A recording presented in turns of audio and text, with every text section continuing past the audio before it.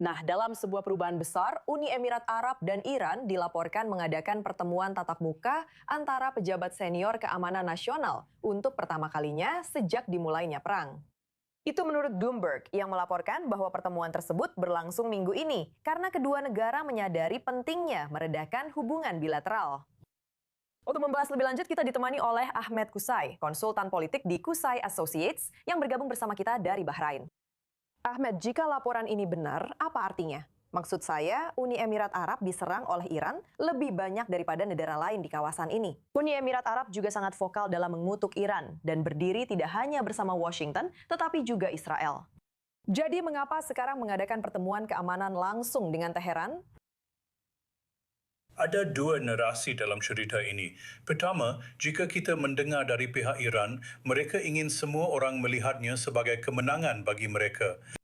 Padahal kenyataannya, kedua negara sebenarnya punya banyak hal yang bisa disepakati, banyak hal yang harus diselesaikan. Saya tidak bicara soal militer, saya bicara soal ekonomi. Selama setidaknya 20 tahun terakhir, Uni Emirat Arab telah menjadi satu-satunya ruang bernapas secara ekonomi bagi Iran.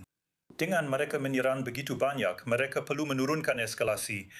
Tentu saja itu bukan hal yang mudah untuk dilakukan, itu bukan hal yang mudah untuk diatasi, tapi itu adalah jalan ke depan. Uni Emirat Arab, saya tidak yakin dalam pertemuan itu, apakah hanya mewakili Uni Emirat Arab saja atau juga mewakili narasi Teluk. Di sisi lain atau dari sudut pandang lain, jika kita melihatnya, tidak baik bagi negara-negara Teluk saat ini untuk menyerah kepada Iran secara individu. Dan itu salah satu hal yang juga sedang coba digambarkan oleh Iran. Sebelumnya, mereka membocorkan informasi yang belakangan terbukti keliru soal pembicaraan terpisah Qatar dengan mereka.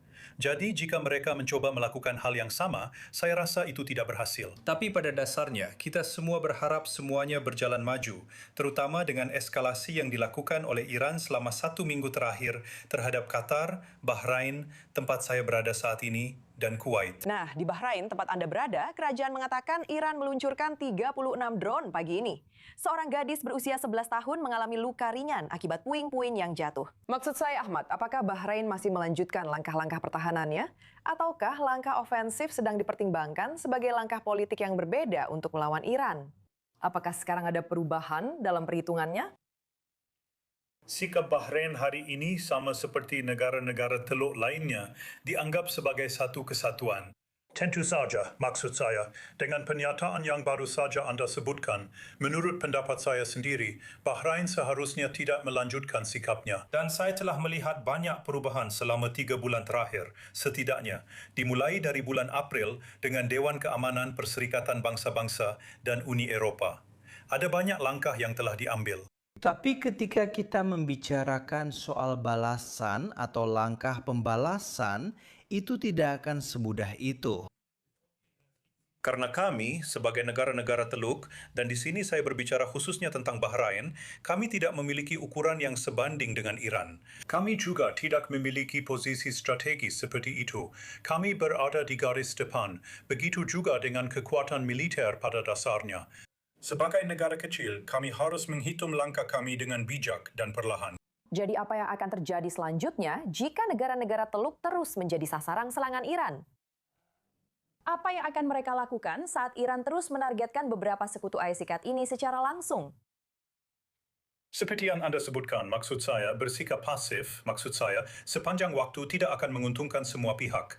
Dan di sini saya berbicara tentang negara-negara Teluk. Jika kita berbicara tentang langkah selanjutnya, kami telah membahas di program ini bersama Anda beberapa minggu yang lalu tentang kebocoran yang sama yang dilaporkan Wall Street Journal. Membicarakan tentang Arab Saudi dan Uni Emirat Arab yang diduga melawan dan mengebom Iran.